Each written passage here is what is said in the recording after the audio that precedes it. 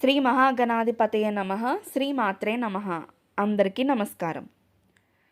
తులారాశి వారు గమనించండి. డిసెంబర్ 28, 29, 30, 31 తేదీల్లో మీ జీవితంలో కీలకమైన రోజులు. ఈ 4 రోజుల్లో మీరు చేసే 3 తప్పులు మీ జీవితాన్ని పూర్తిగా మార్చేస్తాయి. ప్రాణహాని వరకు తీసుకెళ్లే ప్రమాదం కూడా ఉంది. అందుకే నా మాట విని ఈ వీడియోని చివరి వరకు చూడండి. ఎక్కడున్నా సరే తప్పకుండా ఈ వీడియోని చివరి వరకు చూడండి. ఇలాంటి మరికొన్ని వీడియోస్ మేము పెట్టగానే మీ వరకు రావాలంటే ఈ ఛానల్ని సబ్స్క్రైబ్ చేసుకుని పక్కనే ఉన్న బెల్ ఐకాన్ని క్లిక్ చేయండి. ఇక వీడియోలోకి వెళ్ళిపోదాం. ముందుగా తులారాశి వారికి డిసెంబర్ చివరి 4 రోజుల ప్రభావం ఏ విధంగా ఉండబోతుందో చూద్దాం. తులారాశి వారు చంద్రుడు మరియు శుక్రుడు ప్రభావంలో ఉంటారు. ఈ రోజుల్లో చంద్రుడు విశాఖ నక్షత్రం, అనురాధ నక్షత్రం, జ్యేష్ఠ నక్షత్రంలో సంచరిస్తాడు. ఈ నక్షత్రాల ప్రభావం వల్ల భావోద్వేగాలు ఎక్కువ, తప్పు నిర్ణయాలు తీసుకునే అవకాశం ఉంటుంది. మీరు తప్పక తప్పించుకోవాల్సిన 3 తప్పులు నేను మీకు ఇప్పుడు చెప్తాను. మొదటిది, ఆర్థిక విషయాల్లో, ఆర్థిక నిర్ణయాలలో తొందర పడకండి. అప్పులు తీసుకోవడం, పెద్ద పెట్టుబడులు పెట్టడం లేదా కొత్త వ్యాపారం మొదలుపెట్టడం ఈ రోజుల్లో ప్రమాదకరం. విశాఖ నక్షత్ర ప్రభావం వల్ల ఆర్థిక నష్టం వచ్చే అవకాశం ఉంది. కుటుంబంలో వాగ్వాదాలు చేయకండి. అనురాధ నక్షత్ర ప్రభావం వల్ల కుటుంబ కలహాలు, అనవసర తగాదాలు అనేవి పెరుగుతాయి. ఈ రోజుల్లో కోపాన్ని అదుపులో పెట్టుకోండి. ఆరోగ్యాన్ని నిర్లక్ష్యం చేయకండి. జ్యేష్ఠ నక్షత్ర ప్రభావం వల్ల అలసట, రక్తపోటు, హృదయ సంబంధిత సమస్యలు వచ్చే అవకాశం ఉంది. చిన్న చిన్న లక్షణాలను కూడా మీరు నిర్లక్ష్యం చేయకండి. మీరు ఆ చిన్న చిన్నవి అని చెప్పి వదిలేస్తే అవి పెద్దదై ప్రమాదకరంగా మారే అవకాశం ఉంటుంది. కాబట్టి మీ ఆరోగ్యాన్ని దృష్టిలో పెట్టుకోండి. నేను మీకు కొన్ని పరిష్కారాలు కూడా చెప్తాను. విశాఖ నక్షత్రం వారికైతే శ్రీ విష్ణు సహస్రనామం పారాయణం చేయండి. అనురాధ నక్షత్రం వారికైతే శ్రీ హనుమాన్ చాలీసా చదవండి. జ్యేష్ఠ నక్షత్రం వారికైతే శ్రీ దుర్గాదేవి స్తోత్రం పారాయణం చేయండి. ప్రతిరోజు ఉదయం తులసి దళంతో పూజ చేయడం శుభప్రదం. గ్రహస్థితి విశ్లేషణకు వచ్చినట్లయితే ఈ 4 రోజుల్లో చంద్రుడు విశాఖ, అనురాధ, జ్యేష్ఠ నక్షత్రాలలో సంచరిస్తాడు. శుక్రుడు తులారాశి అధిపతి కావడంతో భావోద్వేగాలు మరియు సంబంధిత ఎక్కువ ప్రభావం చూపిస్తాయి.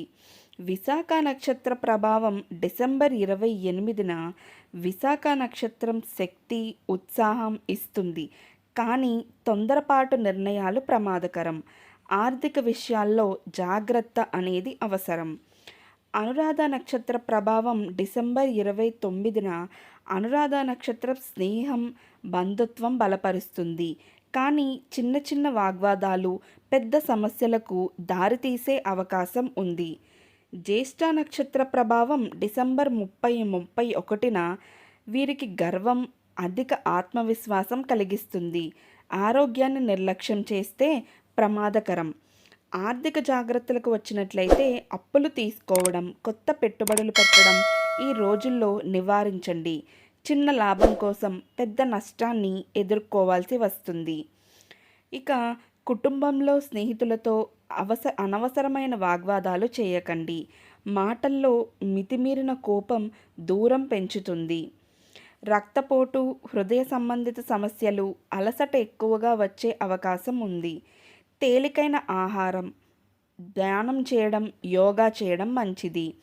ఇక ఆధ్యాత్మిక పరిష్కారాలకు వచ్చినట్లయితే విశాఖ నక్షత్రం వారికైతే విష్ణు సహస్రనామం, అనురాధ నక్షత్రం వారికైతే హనుమాన్ చాలీసా, జ్యేష్ఠ నక్షత్రం వారికైతే దుర్గాదేవి స్తోత్రం, ప్రతిరోజు ఉదయం తులసి దళంతో పూజ చేయడం ఇవి పరిష్కారాలుగా మనం చెప్పుకోవచ్చును.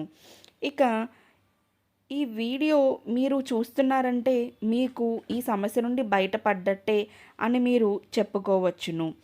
దేవుని ఆశీర్వాదంతో మీ జీవితం సుఖ సంతోషాలతో నిండిపోవాలి.